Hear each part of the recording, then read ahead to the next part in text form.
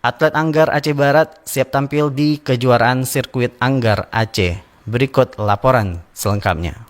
Atlet Anggar Aceh Barat siap tampil di kejuaraan sirkuit Anggar Aceh 2 yang akan berlangsung pada tanggal 1 hingga 5 Mei 2025 ini. Sebanyak 15 atlet Anggar Kabupaten Aceh Barat dan berlaga di kejuaraan tersebut yang didampingi oleh satu orang pelatih Punah Mohram Esos. Kejuaraan tersebut menjadi kesempatan bagi atlet Anggar Aceh Barat untuk menunjukkan kemampuan mereka setelah meraih berbagai prestasi di tahun sebelumnya. Pada tahun 2024, mereka berhasil meraih 1 medali perak di Pekan Olahraga Pelajar Daerah di Aceh Timur, 2 medali perak di Aceh Open Test Open Pon Aceh, 3 medali perak dan 1 medali perunggu di Kejurprov Anggar. Ketua Umum Anggar Kabupaten Aceh Barat, Dr. Bos Aryadi Muiz mengatakan, di kejuaraan sirkuit Anggar Aceh 1 pada Februari 2025, mereka berhasil meraih 2 medali emas, 2 medali perak dan 4 medali perunggu. Atlet Anggar Aceh Barat ini merupakan bagian dari 20 atlet binaan Anggar Aceh Barat dengan 17 diantaranya masih berusia di sekolah. Aryadi Muiz